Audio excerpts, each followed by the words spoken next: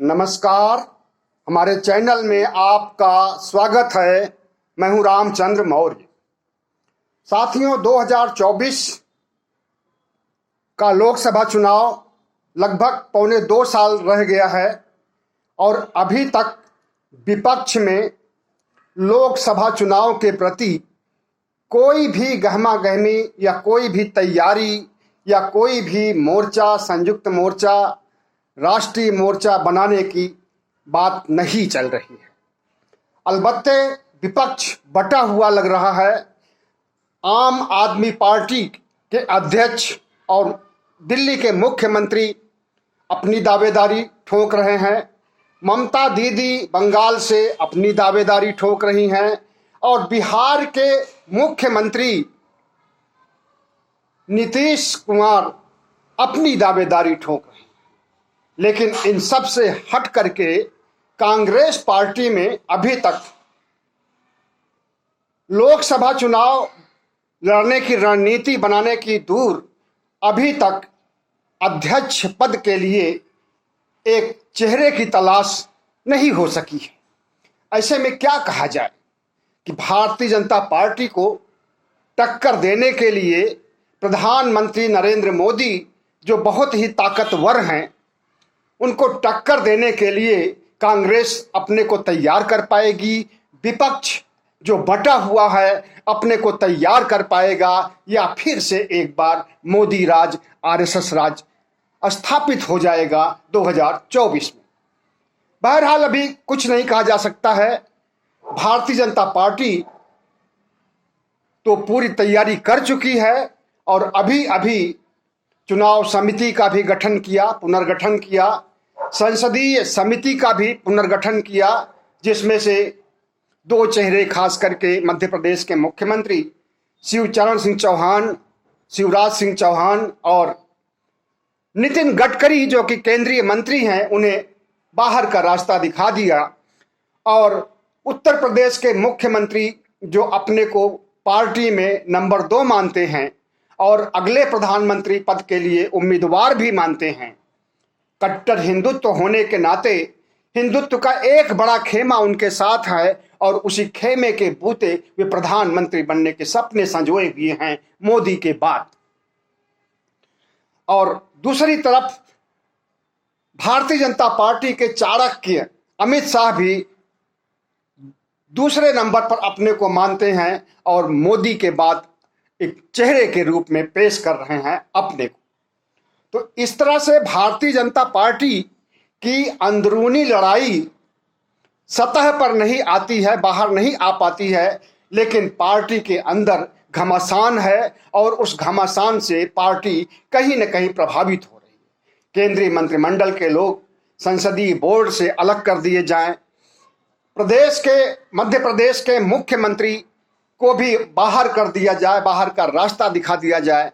इससे क्या साबित होता है? इससे यही साबित होता है कि भारतीय जनता पार्टी के अंदर सब कुछ अच्छा नहीं चल रहा है। और जब सब कुछ अच्छा नहीं चल रहा है तो भारतीय जनता पार्टी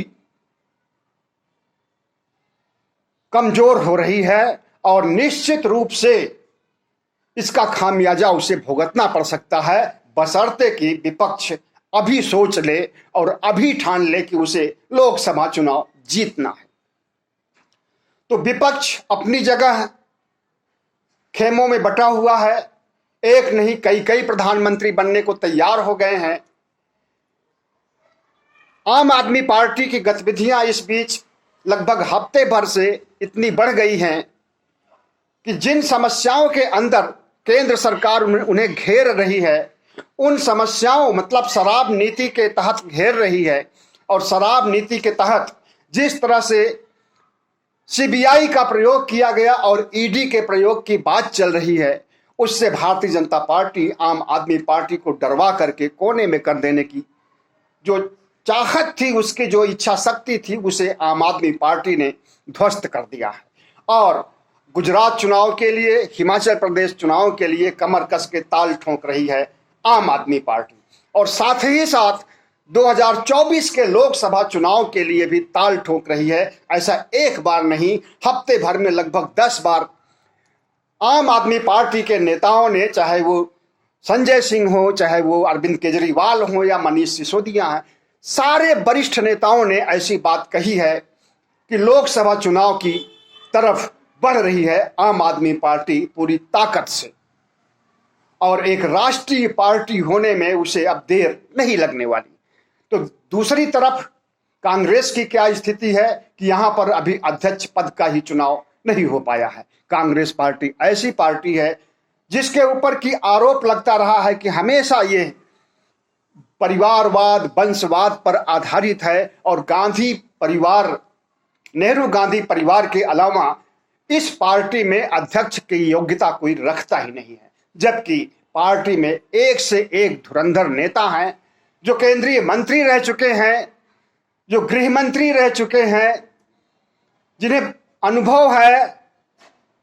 लोकसभा अध्यक्ष मीरा कुमार हैं। बहुत से ऐसे हस्ताक्षर हैं जिन्हें कि मोदी का विकल्प बनाया जा सकता है, कांग्रेस पार्टी का अध्यक्ष बनाया जा सकता है, और मोदी को चुनौती देने के लिए, मोदी को टक्कर देने के लिए, बीजेपी को टक्कर देने के लिए कांग्रेस को ऐसे चेहरे की तलाश है, और 20 सितंबर तक उसे इन चेहरों की तलाश करना है, और उसके बाद अंदरूनी चुनाव होगा, पार्टी का अंदरूनी चुनाव होगा, और उसमें सर्वसम्मति से पार्टी का नेता चुना जाएगा, अध्यक्ष चुना जाएगा। कांग्रेस पार्टी 137 साल की हो चुकी है, और 137 साल पुरानी पार्टी में आज अध्यक्ष पद के लिए अकाल पड़ा हुआ है। न राहुल गांधी तैयार हो रहे हैं, न प्रियंका गांधी तैयार हो रही हैं, और सोनिया गांधी जो अभी कार्यकारी अध्यक्ष हैं,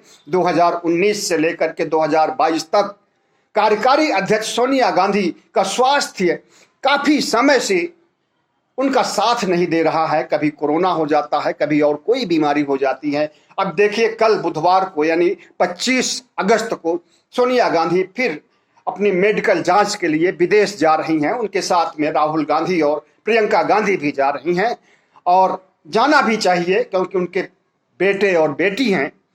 और जब इस उम्र में वे अब कमजोरी महसूस कर रही हैं और चाहती हैं कि किसी को, एक मजबूत व्यक्ति को, एक मजबूत हस्ताक्षर को अध्यक्ष बना दिया जाए और पार्टी की कमान उसके हाथों में थमा दी जाए, जिससे कि वह मोदी को टक्कर दे सके, तो इसमें कोई गलत बात नहीं है। लेकिन यह है कि वह शख्स, वह मजबूत चेहरा, वह मजबूत हस्ताक्षर मिलेगा कैसे, और उसका चुनाव कैसे होगा? क्या वो गांधी परिवार से होगा, नेहरू गांधी परिवार से होगा, या फिर किसी भी बड़े नेता को बनाया जा सकता है, जैसे कि 1998 के बाद सीताराम केसरी को अध्यक्ष बनाया गया था। पहले वे पार्टी के कोषाध्यक्ष हुआ करते थे, और उन्होंने बखूबी कोषाध्यक्ष पद को संभाला भी था और पार्टी को ऊंचाइयों पर खड़ा किया था। और बाद में उन्हें गांधी नेहरू परिवार से हट करके अपने को दिखाने के लिए कि एक प्रजातांत्रिक पार्टी है, परिवारवाद नहीं है, वंशवाद नहीं है, यहां पर कोई भी बन सकता है अध्यक्ष, तो यह दिखाने के लिए जो जुगत की गई थी उस समय और पार्टी अध्यक्ष बनाया गया था। लेकिन पिछड़ी जातियों को साधने की कोशिश की गई थी। बिहार के बनिया थे सीताराम केसरी, और उनके द्वारा जो प्रयास किया गया उसके सकारात्मक नतीजे भी आए हैं और पार्टी का जनाधार बढ़ा है। और फिर 2004 में और 2009 में पार्टी की भारी जीत हुई है। हालांकि उस समय पीवी नरसिम्हा राव और डॉक्टर मनमोहन सिंह को कमान सौंपी गई थी प्रधानमंत्री पद की, लेकिन पीवी नरसिम्हा राव तो 90 के दशक में के शुरुआत से ही थे, जो कि नॉन कांग्रेसी थे, नॉन गांधी परिवार के थे। नॉन कांग्रेसी मैं गलत बोल गया, गांधी नेहरू परिवार के नहीं थे और प्रधानमंत्री थे। तो लगभग 32 साल हो गए गांधी परिवार से, नेहरू गांधी परिवार से कोई भी व्यक्ति न तो मंत्री रहा है और न प्रधानमंत्री रहा है। ऐसे में वंशवाद का आरोप अगर नरेंद्र मोदी लगाते हैं, प्रधानमंत्री जी लगाते हैं, तो वे निश्चित रूप से कहीं चूक करते हैं, क्योंकि उनकी पार्टी में जितना बड़ा वंशवाद आज है उतना बड़ा वंशवाद तो कांग्रेस में भी नहीं देखने को मिल रहा। और अगर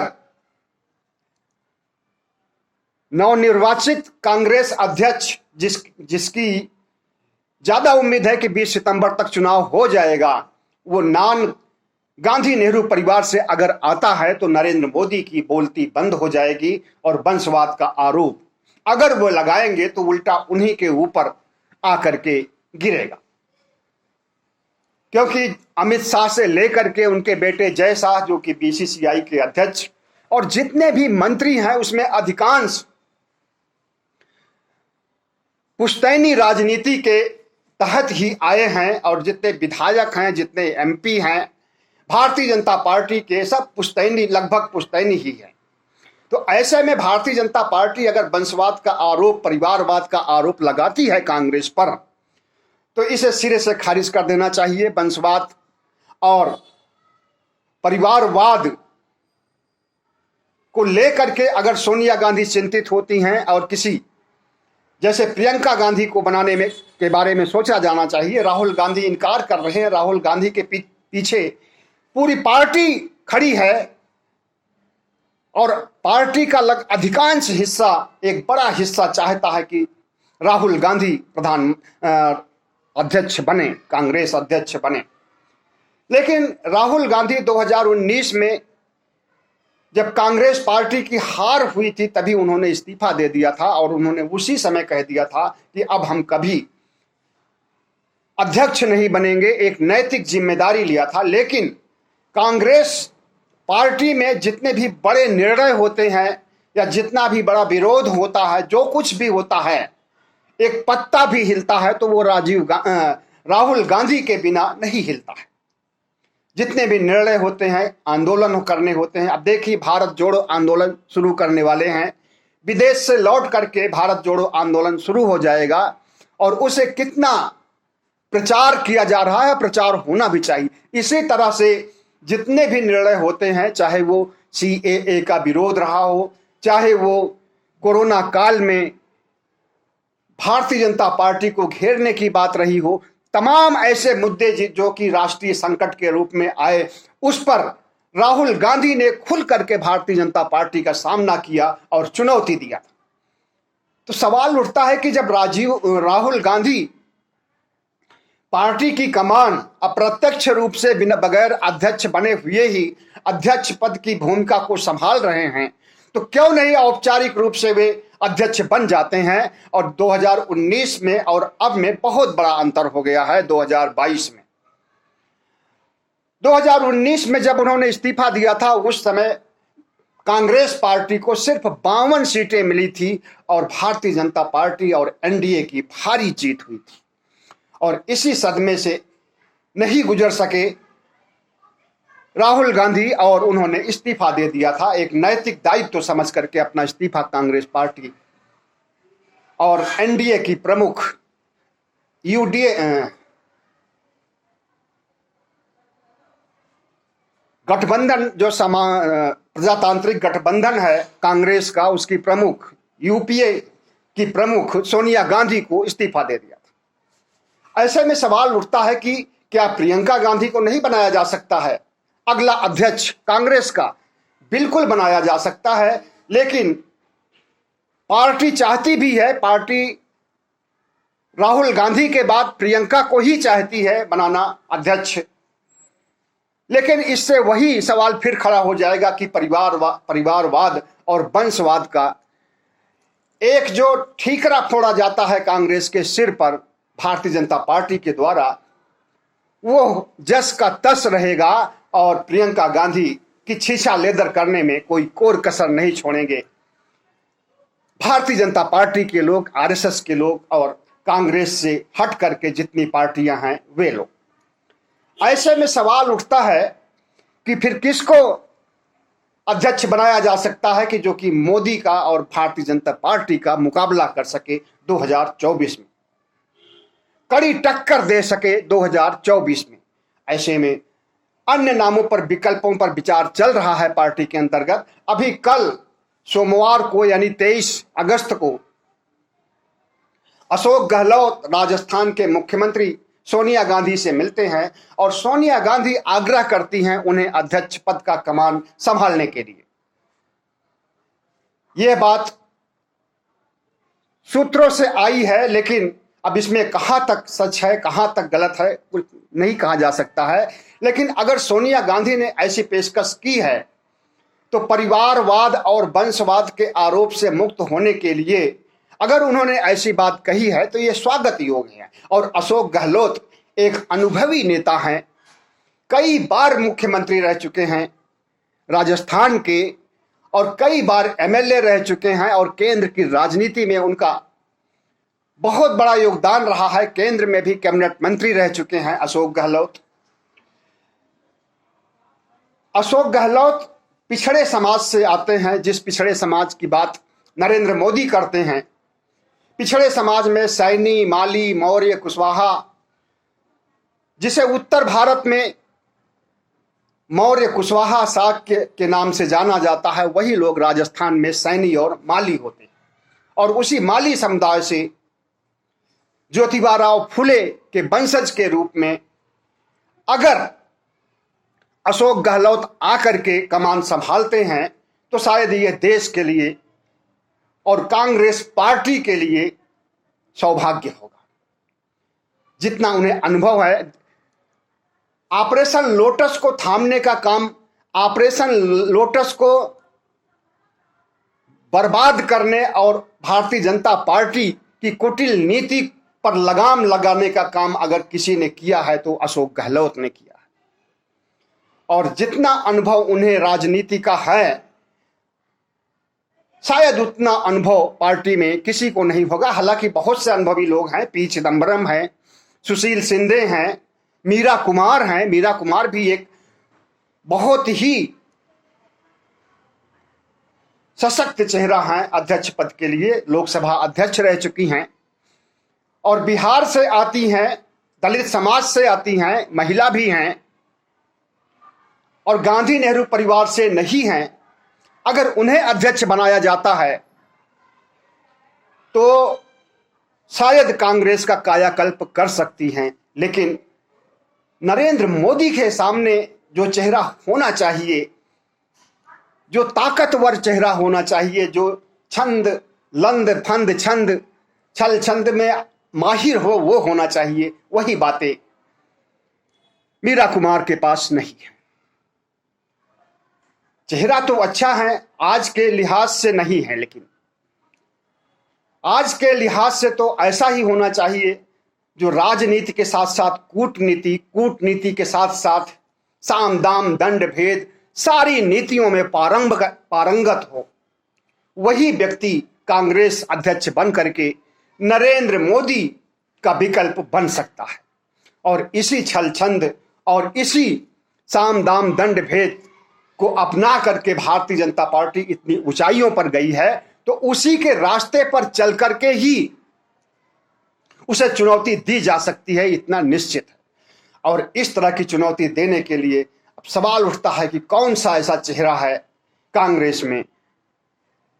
लेकिन अगर इस लिहाज से, इस मापदंड से देखा जाए तो हमें तो लगता है कोई भी ऐसा चेहरा नहीं है जो कि मोदी और शाह का को टक्कर दे सके और मोदी और शाह के बढ़ते जनाधार और उनकी महत्वाकांक्षा पर रोक लगा सके। लेकिन देखना है कि कांग्रेस पार्टी ऐसे किस शख्स को पार्टी से निकाल करके अध्यक्ष पद पर बैठाती है, यह तो देखने की बात है। लेकिन ऊहापोह और असमंजस की स्थिति और अध्यक्ष के पद के लिए चुनाव की जो बात चल रही है, उसमें प्रियंका गांधी को इसलिए फेल कर दिया जाता है कि 2014 में कांग्रेस की अध्यक्ष सोनिया गांधी थी और कांग्रेस की बुरी तरह से हार हुई। 2019 में कांग्रेस के अध्यक्ष राहुल गांधी थे और 2019 में 2014 के मुकाबले ज्यादा ही बुरी हाल हुई। हार हुई। अब यह तर्क दिया जा रहा है कि नेहरू परिवार, गांधी नेहरू परिवार से जब कोई अध्यक्ष बनता है तो पार्टी की बुरी हार होती है। कहीं ऐसा ना हो कि प्रियंका गांधी को अध्यक्ष पद पर बना दिया जाए और 2024 की चुनाव में फिर से बुरी तरह से हार हो। तो इसी डर से सोनिया गांधी प्रियंका गांधी को नहीं बनाना चाहती हैं अध्यक्ष, या पार्टी के बहुत से लोग भी हैं जो कि नहीं बनाना चाहते हैं अध्यक्ष। अब सवाल उठता है कि अगर सोनिया गांधी नहीं, स्वास्थ्य कारणों से 75 साल की हो गई हैं सोनिया गांधी, बुजुर्ग हो गई हैं, अगर भारतीय जनता पार्टी में होती तो मार्गदर्शक मंडल में डाल दी जाती।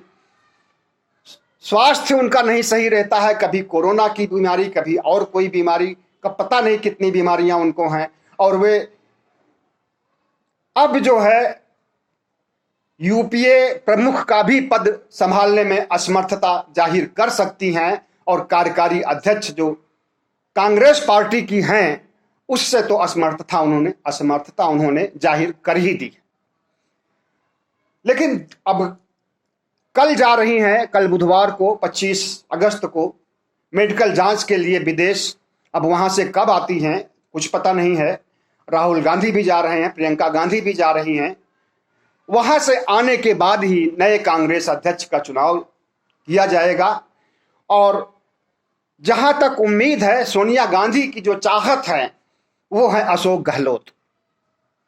अशोक गहलोत पिछड़े समाज से आते हैं, मौर्य समाज से आते हैं, सैनी समाज एक, और ओबीसी का जो जनाधार है वो उत्तर भारत में ही नहीं, दक्षिण में और राजस्थान में, सारे राज्यों में बहुत ज्यादा है। 54% से अधिक ओबीसी पूरे देश में। और अगर राजस्थान में जिस तरह से उन्होंने ऑपरेशन लोटस को फेल किया था और भारतीय जनता पार्टी की महत्वाकांक्षाओं पर रोक लगाया था, इसे देखते हुए मोदी के मुकाबले, शाह के मुकाबले टक्कर देने वाला अगर कोई है तो वो अशोक गहलोत है। शायद इसीलिए सोनिया गांधी उन्हें पसंद करती हैं और इसीलिए उन्होंने पेशकश भी किया। लेकिन अशोक गहलोत बहुत बड़े खिलाड़ी हैं राजनीति के। उन्होंने बाहर आने के बाद ऐसी कोई बात नहीं बताई और उन्होंने कहा हमें ये बात तो मीडिया से मालूम हो रही है। राजनीति का जो बड़ा खिलाड़ी होता है वो ऐसी ही बातें करता है, हर चीज से अपने को मुक्त करता है और हर चीज उसी के द्वारा नियोजित किया जाता है, कार्यान्वित किया जाता है। तो इस हमें लगता है कि अशोक गहलोत के नाम पर सहमति बन सकती है। वरिष्ठ कूटनीतिक, राजनीतिक हैं,